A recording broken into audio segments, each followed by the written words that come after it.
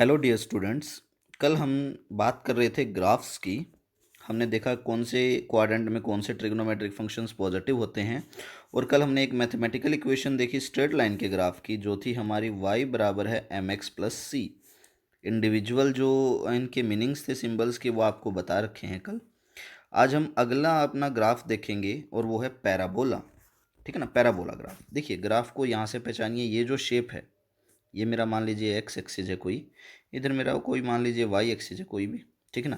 तो ये जो शेप है मेरी, जो पर्पल कलर में है, दिस इज पैराबोला। अब देखिए डेफिनेशन क्या कहती है पैराबोला की। डेफिनेशन कहती है parabola is the set of all the points in a plane which are equidistance from a fixed point and a fix line. Let suppose मैं यहाँ पर एक पॉइंट ले लेता हूँ। ये कोई एक पॉइंट है यहाँ से, और इसके ऊपर ये कोई डिस्टेंस आ गई इस पॉइंट से, और ये डिस्टेंस आ गई इस लाइन से। अगला कोई पॉइंट ये ले लिया मैंने, ये कोई डिस्टेंस आ गई इस पॉइंट से, ये डिस्टेंस आ गई इस लाइन से। तो क्या है, इस लाइन से मान लो ये कोई पॉइंट ए है, ये बी है, मान लो ये एफ है, यहाँ पर मैं मान लेता हूँ कोई पॉइंट P1, ये मान लेता हूँ कोई P2। तो डेफिनेशन क्या कहती है, P1 से ए तक की वैल्यू बराबर होनी चाहिए ए से एफ के, P2 से बी तक की वैल्यू बराबर होनी चाहिए बी से एफ के। यानी कि इस तरह के पॉइंट्स का जो भी सेट बनेगा किसी एक प्लेन में, जिसमें ये सारे के सारे क्या है, इक्वी डिस्टेंस है। किससे? एक तो फिक्स पॉइंट से, ये रहा फिक्स पॉइंट एफ, और एक फिक्स लाइन से, ये ग्रीन कलर की फिक्स लाइन है अपने पास। तो इस शेप को हम पैराबोला बोलते हैं।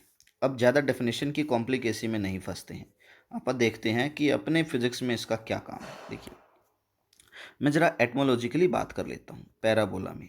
पैरा और बोला, पैरा का मतलब होता है फोर, बोला का मतलब होता है थ्रो करना। ठीक है ना। अब एक अपने आगे विजुअलाइजेशन करो। मैं यहाँ ग्राउंड पे खड़ा हुआ हूँ और यहाँ से मैंने एक बॉल फेंक दिया। वो बॉल कैसे जाएगी? ऐसे जाएगी और यहाँ आकर के गिर जाएगी। अब बॉल ने ये जो शेप ट्रेवल की है, ये शेप क्या है मेरी? पैराबोला। ठीक है ना, दिस इज पैराबोला, ये मेरी पैराबोला है।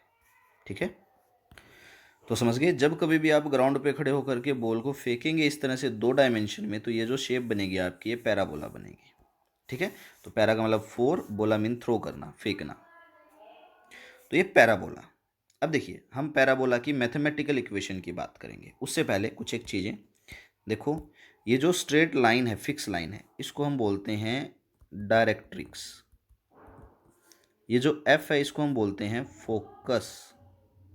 ठीक है। अब देखिए मैं यहाँ पर ग्राफ्स बना लेता हूँ, इक्वेशन भी बनाऊंगा मैं। उससे पहले एक छोटी सी बात देखो। मान लीजिए ये एक्स एक्सिस है, ये वाई एक्सिस है, ये मेरा है पैराबोला, ये उसका फोकस है, मान लो ये पॉइंट। अब मैंने क्या किया, इस फोकस से यहाँ पर एक परपेंडिकुलर डाल दिया।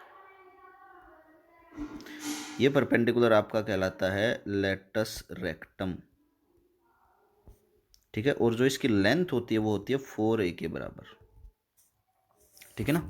अब देखिए इक्वेशंस क्या क्या बनेंगी। इक्वेशन हमारी बनेंगी वाई स्क्वायर डायरेक्टली प्रोपोर्शनल है एक्स के, या तो ठीक है ना, पहली इक्वेशन क्या बन जाएगी, Y square directly proportional X के, या एक्स स्क्वायर डायरेक्टली प्रोपोर्शनल है किसके, वाई के। प्रोपोर्शनलिटी का साइन हटा देते हैं, कह देंगे वाई स्क्वायर बराबर है कांस्टेंट आ गया 4ax, या एक्स स्क्वायर बराबर है कांस्टेंट क्या आ गया 4ay। तो ये हमारी इक्वेशंस बनेंगी दोनों के लिए। ठीक है ना। ये ऐसे आपको पता 4a लेंथ हो जाएगी रेक्टस रेक्टम की। अब देखिए मैं ग्राफ बनाता हूँ, ये रही ग्राफ मेरी। पहले इक्वेशन के लिए कुछ इस तरह से बन जाएगा, दूसरी इक्वेशन के लिए ग्राफ मेरा कुछ इस तरह से बन जाएगा। अब अगर इन ग्राफ्स को याद रखने की बात की जाए, तो आपको एक बात हमेशा ध्यान में रखनी है कि मेरा ये ग्राफ उसी तरफ सिमेट्रिक होगा जिसकी पावर क्या है 1। फॉर एग्जांपल यहाँ x की पावर 1 है तो मेरा ग्राफ x एक्सिस पर खुल गया ऐसे, ये x है ये y। यहाँ देखो यहाँ y की पावर 1 है तो मेरा ग्राफ y एक्सिस पर ओपन हो गया। ठीक है ना। तो यह है equation of parabola, Y square directly proportional to X, या X square directly proportional to Y. उसी हिसाब से ग्राफ 4a मेरा लेंथ है लेटस रेक्टम की। ठीक है, ये डेफिनेशन है। चलिए नेक्स्ट ग्राफ देखते हैं। नेक्स्ट है सर्कल। सर्कल को तुम सभी जानते ही हो। सर्कल क्या होता है, सेट होता है सभी पॉइंट्स का किसी प्लेन में जो क्या है इक्वी डिस्टेंस एक फिक्स पॉइंट से। तो ये रहा फिक्स पॉइंट जो सेंटर ऑफ सर्कल कहलाता है, मान लो O है। अब यहाँ से देखो इस पॉइंट की डिस्टेंस भी क्या होगी, रेडियस ऑफ सर्कल। इस पॉइंट की डिस्टेंस भी क्या होगी, रेडियस ऑफ सर्कल। ये भी रेडियस ऑफ सर्कल, ये भी रेडियस ऑफ सर्कल, ये भी रेडियस ऑफ सर्कल, ये भी क्या होगा, रेडियस ऑफ सर्कल। तो ये सारे पॉइंट्स क्या हैं, इक्वी डिस्टेंस हैं, तो ये सर्कल बन गया। अब मैं आपको कह दूं कि मुझे तो इस रेडियस ऑफ सर्कल की वैल्यू बताओ, तो ये पॉइंट मान लो एक्स और वाई पर है, यानी कि यहाँ से अगर मैं परपेंडिकुलर डालता हूँ तो उस परपेंडिकुलर की वैल्यू कितनी है मेरे वाई, और यहाँ से मैं देखता हूँ तो ये कितना है मेरा एक्स। तो आप पाइथागोरस थ्योरम से इजीली निकाल सकते हो, क्या निकाल सकते हो इजीली, कि X square plus Y square बराबर क्या आ गया, आर स्क्वायर के। ठीक है ना। तो ये आपके पास में क्या आ जाएगी, आपकी इक्वेशन ऑफ सर्कल। इसको हम सर्कल की इक्वेशन बोल देंगे। अब देखिए कोई ज़रूरी थोड़े ना कि ये सर्कल ओरिजिन पर हो। मान लीजिए मैं कह दूं कि ये मेरे पास में मेरा कोई कोऑर्डिनेट प्लेन है और मेरा सर्कल यहाँ पर है, ये रहा। लेट अस सपोज इस ओरिजिन के कोई दे दिए मैंने एच और के कोऑर्डिनेट। अब आप इसकी सर्कल की इक्वेशन बनाओ, तो ये मैं आपके लिए होमवर्क छोड़ देता हूँ। ठीक है, आपको ये क्या करना है, सर्कल की इक्वेशन बनानी है इस डायग्राम के लिए। ये एक्स एक्सिस है मेरा, ये मेरा वाई एक्सिस है। ज़्यादा मुश्किल नहीं है, बहुत ही आसान है, सिंपल। आपको जो है पाइथागोरस थ्योरम इम्प्लीमेंट करनी है और बहुत ही ईजी काम हो जाएगा। ठीक है, तो ये सर्कल, ये उसकी इक्वेशन। किसी भी ग्राफ को हम ऐसे ही अंधाधुंध नहीं करेंगे, हम उसकी मैथमेटिकल इक्वेशन लिखेंगे, बाद में उससे हम चेक करेंगे कि क्या वो मैथमेटिकल इक्वेशन उस ग्राफ को सेटिस्फाई कर भी रही है कि नहीं कर रही है। ठीक है, देखिए नेक्स्ट देखते हैं अभी हम। नेक्स्ट देखिए इलिप्स, ये इलिप्टिकल शेप है, ओवल शेप जिसको आप बोलते हैं। अब इलिप्स क्या कह रहा है, इलिप्स क्या है, set of all the points in a plane the sum of whose distances from two fixed point in the plane is always constant. मैं कुछ समझा देता हूँ, देखो। लेट अस सपोज ये मेरा पहला फिक्स पॉइंट है और मान लो ये मेरा दूसरा फिक्स पॉइंट, इसको मैं F1 बोल देता हूँ और इसको मैं F2 बोल देता हूँ। ठीक है ना। यहाँ से मेरा एक पॉइंट ले लिया मैंने क्या किया, इस पॉइंट के ऊपर यहाँ से एक डिस्टेंस खींच ली। लेट अस सपोज ये कोई पॉइंट ए है, एक डिस्टेंस यहाँ से खींच ली, तो ये बन जाएगी AF1 plus AF2। Total distance तो ये बनेगी, सम हो गया दोनों का। डेफिनेशन क्या कह रही है, sum of two fix point in a plane is always constant. चलो अब जरा मैं अगला पॉइंट ले लेता हूँ ताकि तुम्हारे समझ में आ जाए कि हम क्या करना चाह रहे हैं। अब देखिए नेक्स्ट पॉइंट मान लीजिए मैंने यहाँ कोई ले लिया है B।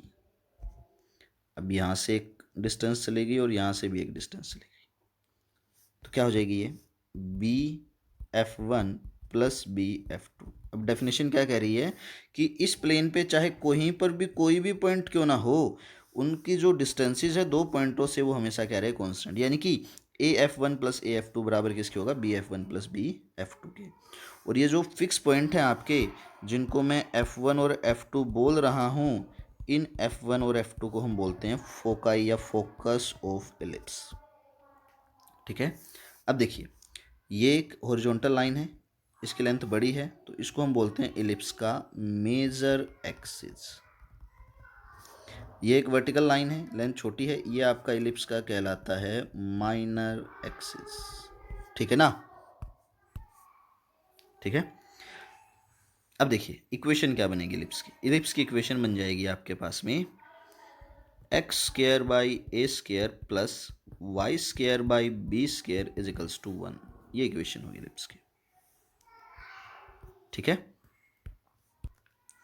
अब यहां पर देखिए ए और बी क्या क्या है। देखिए जो मेरे पास में ए है वो है इस सेंटर से लेकर के इस पॉइंट तक की डिस्टेंस। मान लो ये कोई पॉइंट पी है, ये सेंटर सी है, यह ए। इसको हम बोलते हैं सेमी मेजर डिस्टेंस। भाई मेजर एक्सिस का हाफ है ये, सीधी सी बात है। इसी तरह से सेंटर से लेकर के मान लो ये कोई पॉइंट है क्यू, ये जो डिस्टेंस है मेरे पास में ये क्या होगी बी, इसको हम बोलते हैं सेमी माइनर डिस्टेंस। ठीक है, तो मैं एक बार दोबारा इक्वेशंस आपके लिए लिख देता हूं यहां पर। देखिए X square by A square plus Y square by B square is equals to 1। A क्या है यहाँ पर, सेमी मेजर डिस्टेंस है। बी क्या है यहाँ पर, सेमी माइनर डिस्टेंस है। ठीक है ना। एक और ज़रूरी बात देखो, मैं यहाँ पर एक बार एक एलिप्स बना लेता हूँ। ये मेरा एलिप्स है, मान लीजिए ये मेरा कोई फोकस है F1 और ये मान लीजिए कोई फोकस क्या है मेरा F2। ये है मेरा सेंटर। तो जो सेंटर है, सेंटर इज, मैं किसी अलग कलर से लिख देता हूँ ताकि आपको अलग से हाईलाइट हो जाए। Centre is always in the mid of F1 and F2। F1 और F2 के बिल्कुल बीच में मेरा सेंटर होगा। ये जो सेंटर है मेरा, यानी कि यहाँ से यहाँ तक की डिस्टेंस अगर C है तो ये डिस्टेंस भी क्या होगी, C। तो ये मेरी थी इक्वेशन इलिप्स की। इसके यूजेस जहाँ आएंगे हम देखेंगे। ठीक है, आपको करना क्या है, अपनी नोटबुक में ये सारी इक्वेशंस आपके लिखी होनी चाहिए, डायग्राम्स आपके बने हुए होने चाहिए, इंपॉर्टेंट पॉइंट्स आपके लिखे होने चाहिए, इंडिविजुअल सिंबल्स के मीनिंग भी आपको पता होने चाहिए। ठीक है, ये आपका होमवर्क आज का। Thank you, have a great day.